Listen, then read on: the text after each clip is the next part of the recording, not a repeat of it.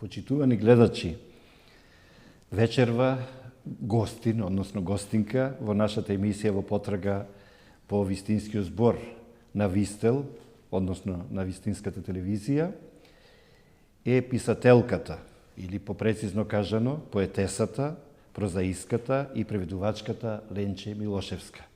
Милошевска, добре дојдовте кај нас и веднаш да ви кажам дека ми е многу мило што ја исполнивме оваа маса со ваши изданија. Ретки се писателите кои што имаат ваков опус и навистина заслужува овој опус да добие преку оваа наша емисија уште повеќе јавност. Но јас би се навратил малку на вашите почетоци.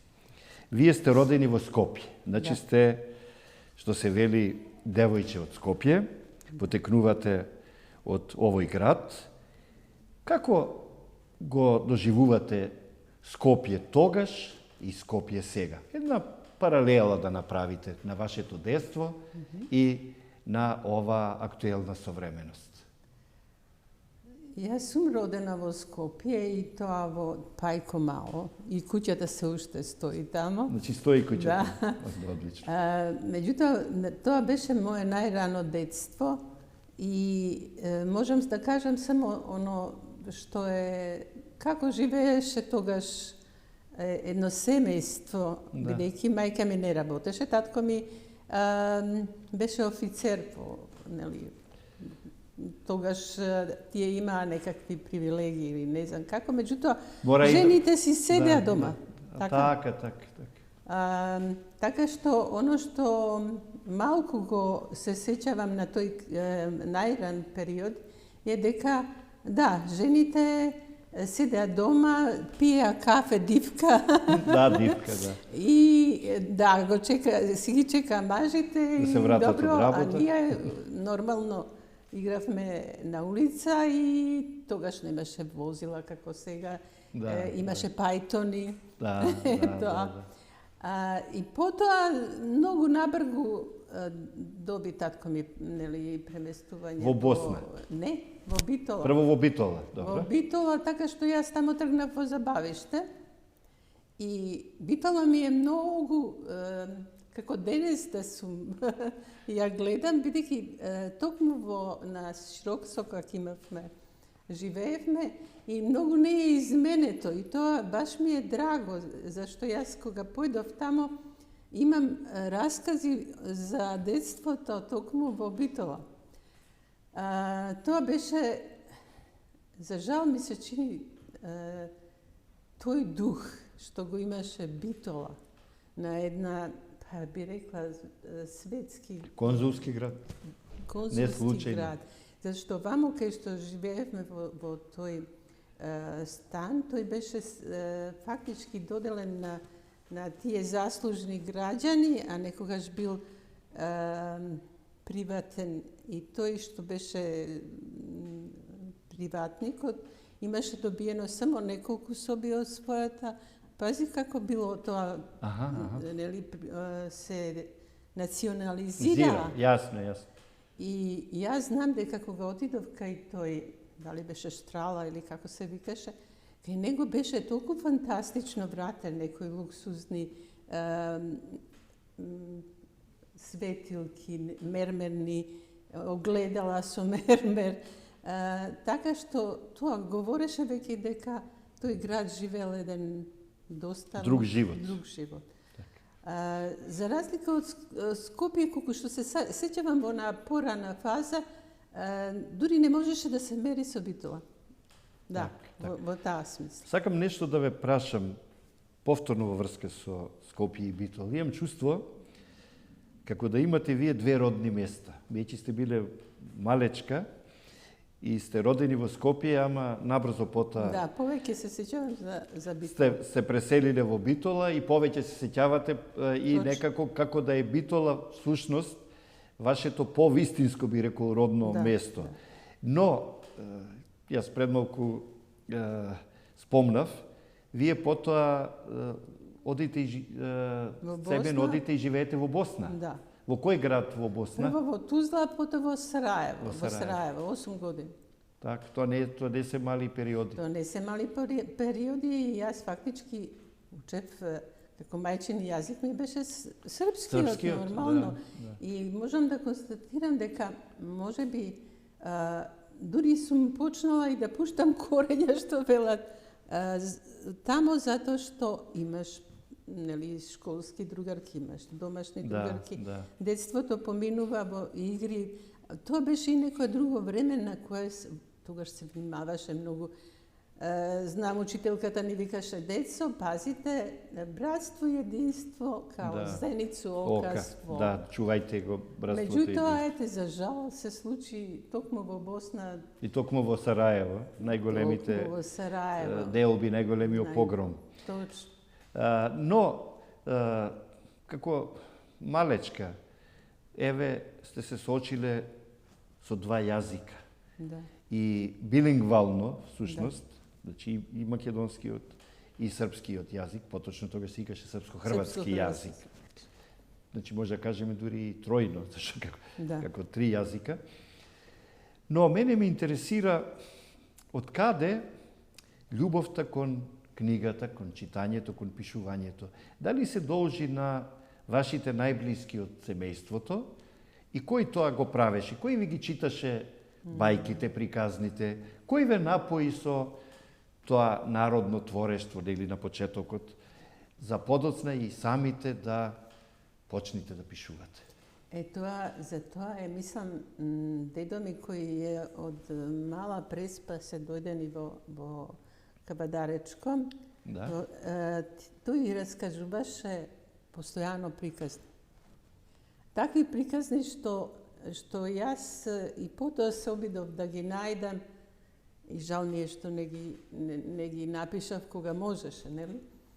Меѓутоа он почина и не може веќе, кога веќе може да ги снимам, го немаше.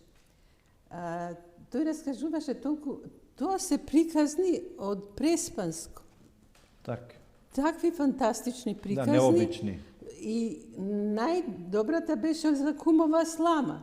Токму затоа напишав првиот роман мој е Кумова слама. Затоа што тој ги знаеше сите звезди. Звездите со звездијата. Така, во Тиквешко тамо многу жешкро навечер. А моите родители не праќаа за распуст таму. И тој ќе кажеше: деца, сега ќе спиеме надвор, во дворот. Затоа што не се издржуваше, толку беше жешко. И тогаш ние се тепавме кој да легне до него за да ја чуе приказната. Да биде поблиску до неговата уста. Тоа бе да ги впие побрзо и полесно зборовите. Да, тоа се оние бајки, оно бајковидното, оно народното што живеело во Преспанско, веројатно и се преточило и до ден денес, ама јас немав среќа да ги пренесам тие. Обично е така, не сте ви единствен случај, многумина тоа не го направиле. Например, во нашето семејство, татко ми беше раскажувачот и јас никогаш не се охрабрив ниту да запишам, ниту да снимам, а беше извор на приказните. Зошто? Затоа што мислев едноставно дека тие се усмени раскажувања, усмени легенди, усмени преданија, бајки, приказни и слично, дури би рекол исторенија, кои што не треба јас да ги запишувам и најверојатно погрешив, затоа што многу од нив најверојатно никој друг нема да ги слушне, никој друг нема да ги запише и да ги пренесе понатаму. Не беа запишани, зашто кај Марко и Цепенков што го читав. И Китевски. И Марко Китевски не ги најдов. Пенушлиски, да. Пенушлиски за создавање на... Значи ги нема тие приказни што сте ги слушале. На Кумовата слама. Да. Тоа беше цела една приказка што немаше крај. Да ве прашам, Милошевска, покрај дедото, сигурно е големо влијанието и на вашите први учители, први наставници. Кој беше тој учител, тој наставник? Дали во Битола, дали во Тузла, дали во Сараево, што прв ви ја всади љубовта кон книгата и читањето, затоа што тоа е неразделно подоцна и со пишувањето. И јас сметам дека зародиш на сите наши љубови кон дали уметноста или ова, се наоѓа токму во детството. Да, апсолутно. Јас имав во Битола, јас и не појдав на училиште во Тузла. Така. Имав една многу прекрасна учителка која многу ме сакаше, не знам зошто. Ама почетокот беше лош, што ме стави, сите ги стави девојчиња, нели, посебно, машки посебно, мене ме стави до еден сеат, па потоа, не знам, потоа на друго место, пак со машко, и јас се побунив. И она рече, деца, да знаете, Ленча е, вели, од југот на Југославија, тој другарчето е од северот и затоа ние, меѓутоа... Да ги сплотиме, да ги поврземе. Таа имаше многу љубов кон децата. Многу љубов. Потоа во повисоките класови во Сараево, секогаш имаше, не знам, мислам дека имав љубов кон сликањето, затоа што имавме еден познат сликар од тамо што предаваше во школа.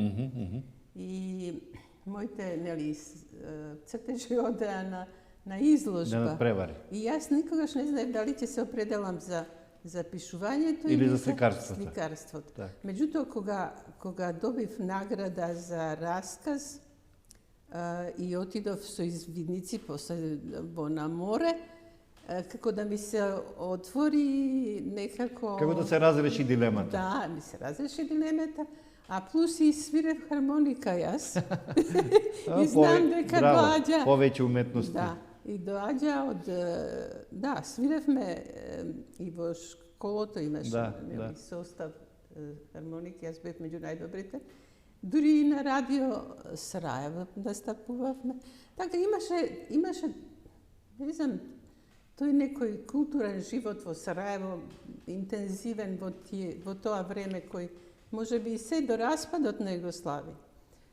И затоа можеби кога се вративме пред да завршам основно пак во Скопје, ми беше многу тешко да се одеднаш адаптирам. Да. И што правев? Јас бев во библиотека секојдневно. Да. Знаев еден роман да земам и да го прочитам за 2 дена од 400 страници и кој ќе излезев, се ми беа мрежи пред очите, значи се дадов на читање. Така. Може би прерано почнав да читам, нели, во тоа време главно, иако се форсираше, нели, руската литература, јас читав од Ана Каренина до, нели, Достоевски, Толстој, Достоевски, браќа Карамазови. Есенин беше популарен многу. Так, Есенин беше... Цветаева, Ахматова. Култ. И сето тоа го читав, па потоа поминав на она италијанската, Алберто Моравија, се прочитав, француската, Балзак, се прочитав. Тоа не знам зошто, што беше тоа, дали затоа што јас не можев одеднаш да се прилагодам, нели, да со децава што игра надвор, нема таа возраст, можеби контактот што го изгубив претходно и така. Меѓутоа е така, тоа значи веќе сум се насочила. Убаво што проговоривме за вашиот животен пат, за вашите животни врвици, бидејќи всушност тие и ве определиле подоцна за ова со што се занимавате, бидејќи од една јазична и културна средина сте отишле во друга и сакали или не, не само билингвално, туку повеќе јазично сте се напоиле и сте се вратиле повторно во Скопје и не случајно вие продолжувате да студирате јазик. Значи, студирате англиски јазик. И сакам сега малку да проговорите за тој период, за вашите студентски денови, кои беа тие ваши омилени професори, кои покрај книгите што сте ги читале во библиотеката, кои што на директен и индиректен начин ве вовеле многу постудиозно, посериозно во светот на книжевноста, не само на англиската литература, туку и воопшто. Ајде малку припомнете си додека студиравте. Да, вака, јас кога се запишав на англиски јазик и литература, имаше можност и под Б да запишете нешто. Така? Некој запишуваше италијански, некој... Јас отидов на историја на уметност. Значи повторно љубовта кон сликарството. Да, зашто ја и сликав некој време. Да. И во тоа време Димче Коцо беше тамо. Така, Димче Коцо. Да, он така со љубов зборуваше за секој уметник, за еден народски јазик. Да. Во тоа време и археологијата не беше одделена од историјата на уметноста. Мислам, со историјата се учеше со уметноста, историјата на уметноста. И имавме еден Петров исто. Меѓутоа, јас Димче Коцо си го сакав. Тој беше непосреден, знаеше да ви каже нешто, византолог беше. Така. Така што тие часови беа уживање, навистина уживање. Професор многу значи. А на катедрата за англиски јазик? На катедрата за англиски јазик беше тогаш, на катедрата шеф беше Ковиловска. И таа навистина, мислам, јас имав прекрасни оценки кај неја. И знам дека кога се вработив во култура, она дојде, донесе превод и ми рече: па ти зошто не си се јавила за асистент? Јас мислев од тебе ќе направам нешто, а ти не се ни појави. Ама мислам дека тоа беше поеќе, за да ми се додвори за да оди тој преводот нејзин. Зашто она имаше шанси, ако сакаше, нели? Можела претходно да ви понуди, апсолутно. Така што од тие професори, неја е паметам, добар професор беше. Неколку мина други кои се менува, меѓутоа секогаш се работеше, многу се обстојуваше на литературата, на Шекспир. Шекспир го предаваше Бркич.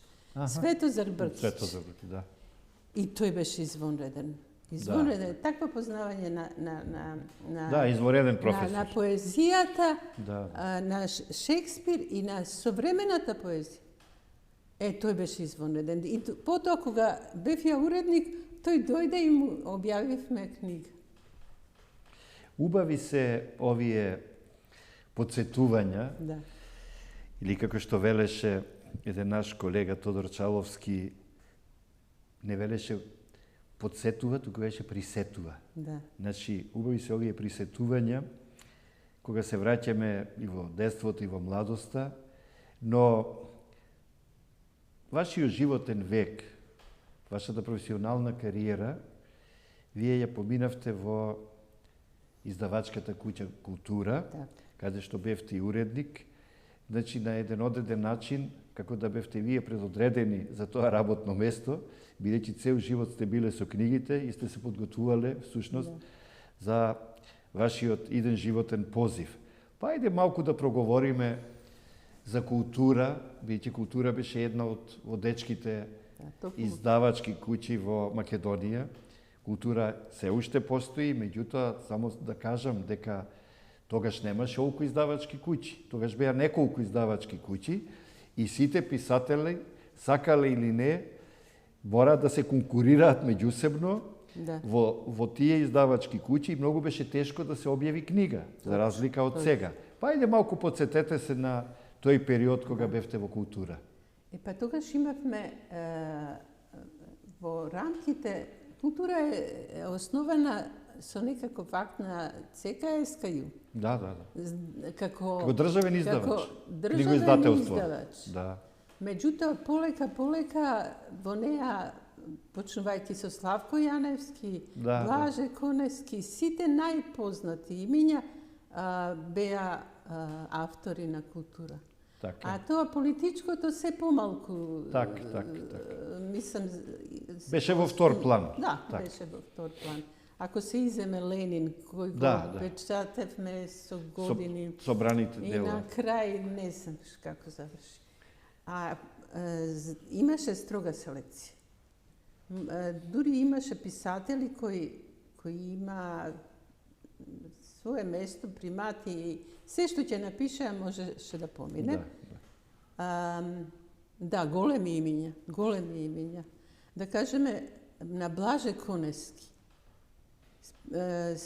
Јас 2 или 3 пати сум ги читала неговите во корекција. Неговите ракописи, да речеме. Порано беше печатењето, ако се сеќаваш, на олово. На олово, апсолутно. Па тоа шпалтите. Шпалтите во печатница, одевме го гледавме слогот. Го гледаш слогот. Наопаку. Па после отисок. Потоа ќе правиш корекција. И се правеа дури 2 пати корекција. Так. За да нема грешки. Тоа читањето одеше. Постојано мораше да се прочита, да се поправи. И мислам дури 3 изданија доживеа на Блаже Конески, 3 изданија собраните дела. Јас малку само да се вметнам кратко. Навистина имаше изданија кои што, како што рековте пред малку, се обновуваа. Значи, одредени книги доживуваа не само второ, туку и трето, и четврто, и петто издание. Излегуваа и во поголеми тиражи. Ја дури знам дека се објавувале книги во 20.000 примероци. За разлика од сега, кога се објавуваат книги во 100 примероци, па и помалку од 100 примероци.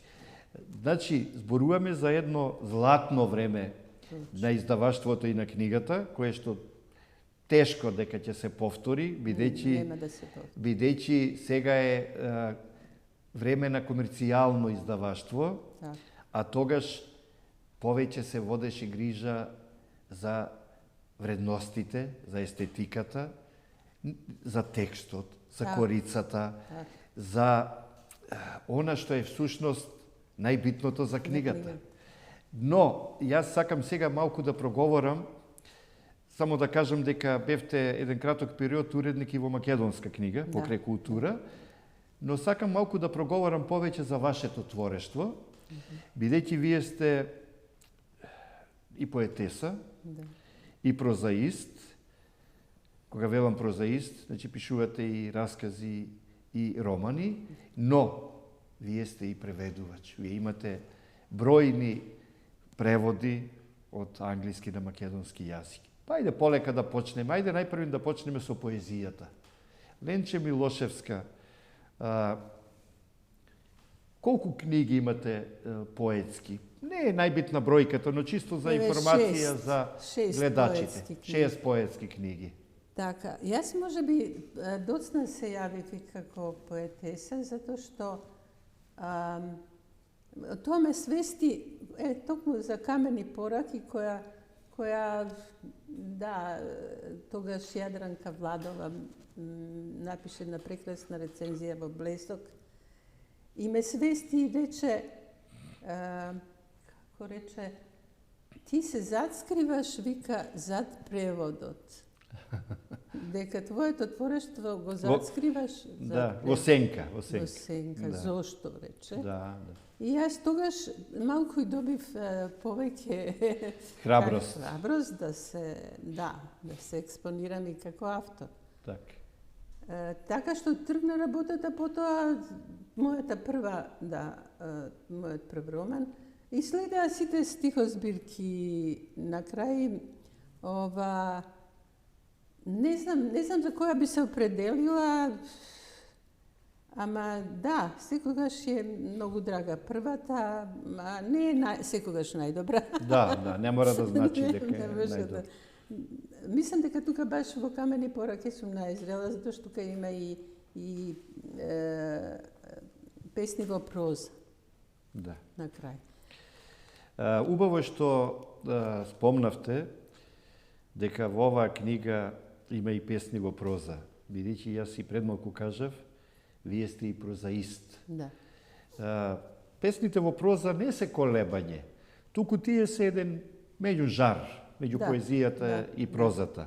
Во прозата има многу лирски елементи и обратно понекогаш, и во поезијата може да има еден прозен дискурс, значи да има нарација.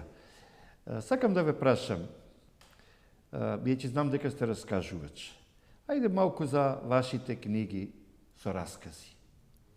Да. Јас во детство, гимназијалка, водев дневник. Тоа се вика во пубертетот, значи во тинејџерските години. Тинејџерските години. И некои размислувања, и некои емоции од тоа време, некои навраќање на моје детство или ми дадоа, вака кога го прелистав дневникот, ми дадоа идеја дека можам да напишам и роман, затоа што имаше и расказ, така, затоа што јас го доживеав земјотресот. Земјотресот направи големи промени не само кај сите граѓани, а посебно кај мене, затоа што ние живеевме токму во Карпош. Сте се соочиле се на катаклизма, да се биде или не? Во Карпош, кога загина на сестра ми најдобрите другарки, веднаш 10 метри до нас, 13-ката, и тоа сите тие доживувања, мислам, потоа селење на аеродром, кај што имаше оние бараки и така. И така го врзав тоа како приказна и напишав втор роман. Третиот ми беше, Три жени во три слики. А тоа е приказната, мајка ми е партизанка. И татко ми. Меѓутоа, ретко ќе најдете жена која пишува, партизанка која пишува. А мајка ми пишуваш. Значи, ништо не е случајно. Не е случајно. Така што јас нејзините некои, ајде да кажеме, како дневнички или некои доживувања, ги споив со нејзиното раскажување усно. Така. И ја напишав како сакајќи направам сага, сакајќи да напишам за 3 генерации, значи мојата генерација, нејзината и на ќерка ми. И тоа беше голем залак. Успеав да ја напишам нејзината приказна и мислам дека добро помина. 3 жени во 3 слики беше интересен за тоа време роман. Мислам дека тој роман и допрва ќе се чита, бидејќи е многу оригинален, многу е специфичен. Ова што пред малку и самите вие го кажавте, опфаќа 3 генерации, ама 3 семејни генерации. И може многу добро да се согледаат различностите не во живењето само, туку и во размислувањето, во однесувањето. И мислам дека тој роман и во иднина ќе ви биде баран и читан. Јас верувам дека ќе биде. И на крај, кога веќе не успеав да ја вовлечам и третата генерација комплетно, се обидов тоа во Сатанска печурка, меѓутоа се обидов да една трагедија што се случи на новите генерации со Западот, со растурање на Југославија, со одење во војна на млади луѓе, можам да кажам дека син ми отиде на 18 години. Тамо во војска им дава, за да се борат, им дава по пола кило ракија, например, или тоа беше ужасна братоубиствена војна. И знам дека син ми успел да спаси некои Хрвати да излезат, бидејќи токму некако му дошла под рака таа книгата во која се водат кој е запишан на факултет, кој не. И јас успеав да истрчам таа работа, не знам колку доловив тоа овде, не сум се уште. Меѓутоа, тоа беа многу травматски години, затоа што син ми беше запишан на факултетот за уметност, а тамо го запишала, нели, во книгата, и сега треба да оди да се бори од, да кажеме, од Србија, да се бори против Хрватите во Vukovar. Да. И тоа беше незамисливо тешко. И нашите направија во тој момент нешто добро. Успеа да ги сите оние што се запишани на факултет, што не се запишани на факултет, имаа право да се вратат. Да. И така да ги повлечат. Да ги повлечат. Или да ги спасат. Па јас не знам колку да трчав за да му возможам. Ги повлеков неговите документи од факултетот вамо. Олга беше тогаш на секретарка на овој факултетот за ликовни уметности. Ликовни студии. И она, знаете како ми излезе во пресред за 1 сат, завршивме еден мој роднина на овој шумарскиот факултет рече, сега ќе направиме као он треба да полага на шумарски факултет. Да. И така го пративме преку војното барањето до не Белград, тоа беше во Сремска Митровица. Во тој период имаше навистина многу трауми, многу тегоби, би рекол, многу мачнина, и вие сакали или не сте морале да го напишите овој роман, да. Сатанска печурка, но вие продолжувате и натаму со вашите други книги со раскази, Да. и романи, па и поезија, но она што ми се чини исто така мощне битно во овој период, истовремено додека и самите создавате, вие цело време преведувате. Да. И една сте од нашите, би рекол, најплодни, најангажирани преведувачки, но не само од англиски јазик, бидејќи преведувате и од соседните јазици. Како што рековте, сте живееле во Босна, па ги владеете и српскиот, и хрватскиот, и босанскиот јазик. Околу преведувањето, обично се вели дека некогаш полесно е да напишете отколку да преведувате. Бидејќи може еден збор, еден синоним да ви одземе не час, не ден, некогаш и една недела, па и месец.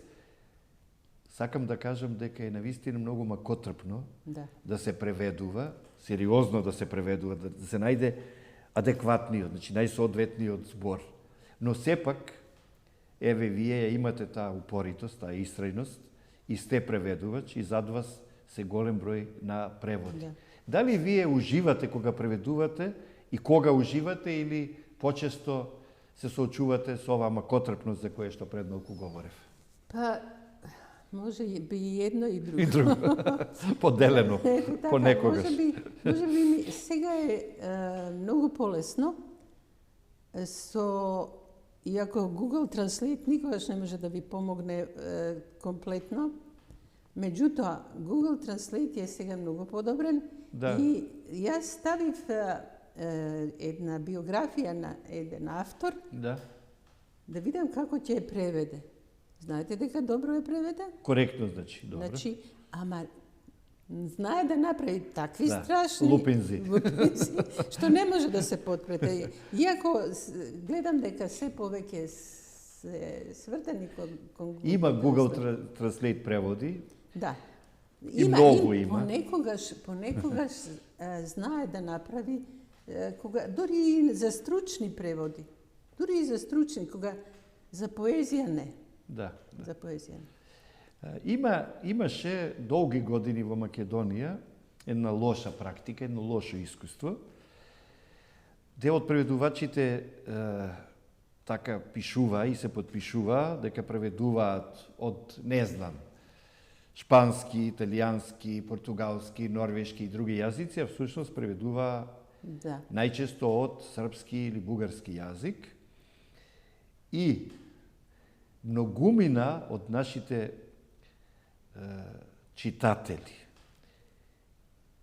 веле, ама и се уште велат, зошто да ја читам книгата на македонски, каде што има лоши преводи и грешки, кога е подобро да ја читам во оригинал, мислејќи дека преводот на српски е всушност оригиналот. Но, да го ставиме тоа лошото, тие лоши случувања, сепак да проговориме за убавото. Кои се тие автори кои што вие ги преведовте и посебно да ми посочите кога најмногу се насладувавте? Која беше таа книга кога бевте пресреќни, кога ја преведувавте и на крај, кога ја преведовте и кога рековте многу сум среќна што токму јас го преведов овој автор и оваа негова книга? Еве, например, Ерих Фром. Добро. Живеа повеќе изданија. Да. И мислам дека, еве, сум добила ваква оценка. Вели, јас го прочитав во оригинал, рече, јас повеќе уживав во твојот превод. Така, тоа е признание, големо признание. Да. И јас уживав кога ја преведував. Дали може би сметам дека навистина љубовта е нешто што го движи светот. Не е тука само еротската љубов, нели? Љубовта кон дете, кон татко, ова е многу мајка. популарна и барана книга, што вие сте ја превеле. И јас уживав во преводот на тоа. Толку како да сум јас писателот, така ми доаѓа зборовите. Дури понекогаш, нели, преведувачот има и една доза на завист. Сика, како јас ова не сум го напишал претходно. Го преведувам, толку е добро, толку е успешно, толку е одлично, толку ингениозно, толку генијално, како мене не сум се досетила, не ми текнало да го напишам. Значи, Ерих Фром го издвојувате. Да, него го издвојувам. Потоа, сакам само да кажам колку повелете, слободно. Мора да се посветите на преводот, како што се посветува на своето авторство, исто толку на преводот, ако сакате да го доловите. Значи, јас кога го преведував, тоа не е големо, Ричард Бах, Галебот, Джонатан Ливингстон. Знаете што правев? Ќе го земам англискиот збор и не можам да... Тоа е авиација. Он има кога лета, нели ги прави лупинзи, па не знам како лета и тоа прави Джонатан Ливингстон Галебот. Меѓутоа, термините се земени од авиацијата. Зашто тој бил пилот. Тој бил пилот. И сега јас пробам да преведам, не ми оди. И имаше до мене овој аероклуб. Да. И отидов таму. Јури Гагари. Да. И луѓето што седеа таму рекоа, да, можеме да ви кажеме како. Едниот вика, да, кога се прави тоа се вика вираж, не, овој другиот вика не, лупинг или не знам како. И јас морам да усвојувам оно што е стручно. Да, таа терминологија. Да ве прашам нешто. Вие приопштивте голем број автори, посебно од англиското говорно подрачје, на македонски јазик, но колку што сум информиран, колку што знам, исто така си имате сериозно заложено и за преведување на одредени македонски автори да излезат надвор од нашата средина со преводи направени на англиски јазик.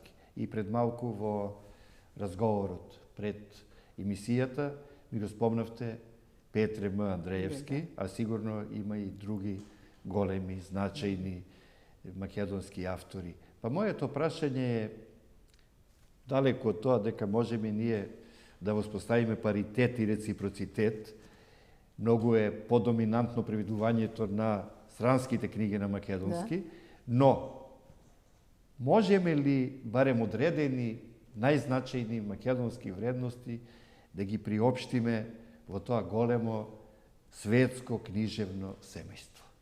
Се од моје искуство, од јас ваше вака ќе искуство, кажам. да. Прво ќе кажам за Петре Андреевски. За Петре, да.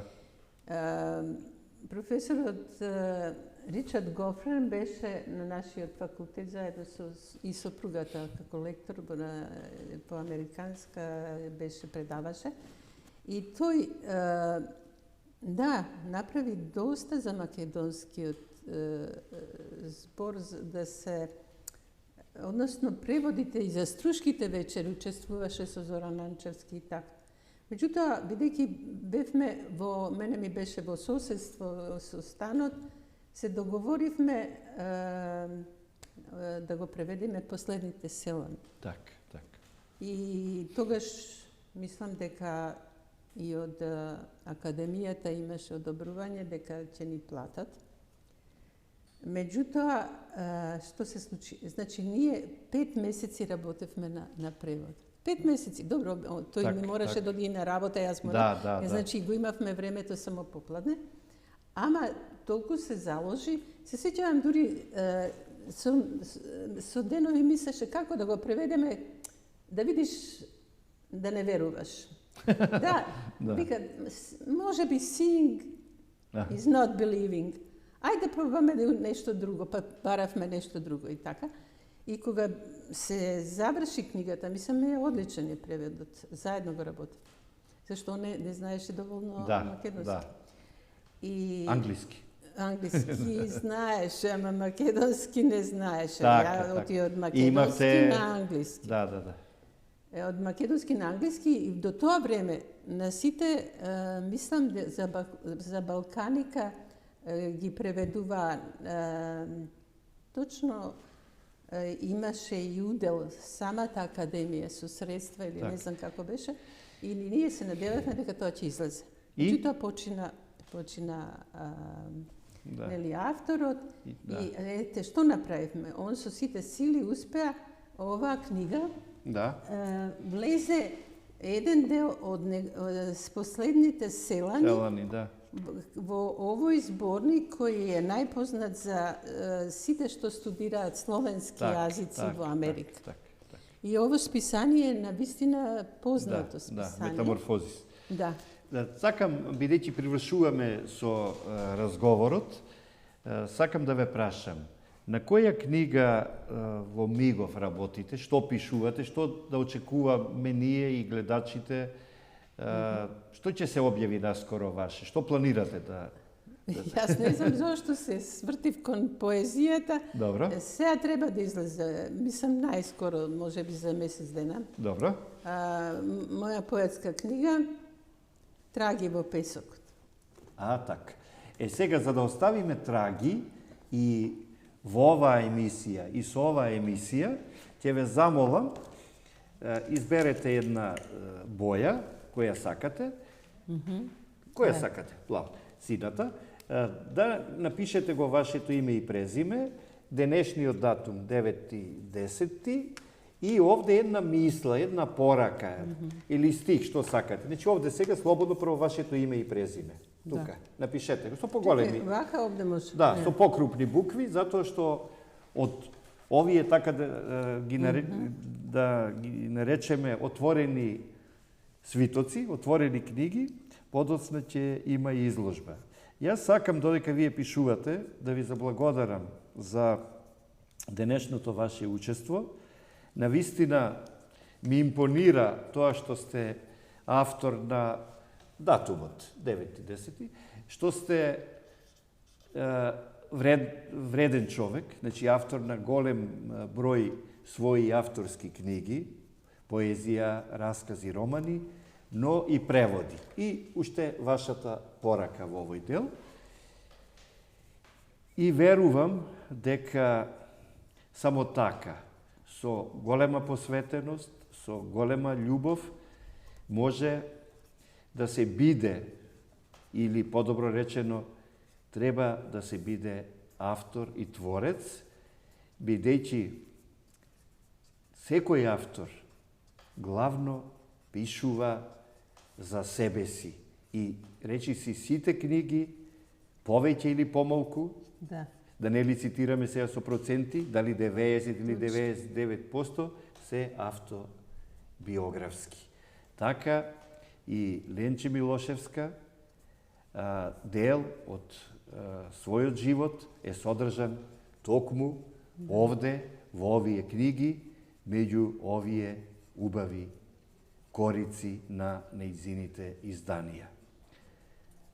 Навистина, кога ќе ви дојде во студиото автор со полна торба или полна кеса со книги, вие можете да го видите неговото творештво и неговиот опус. И јас себе со рака сакам да ви честитам за се што досега сте направиле и само да ве служи здравје и да се гледаме по вакви убави поводи и се разбира уште некоја нова книга чека просторот во некоја библиотека да ја напишете и да ја објавите.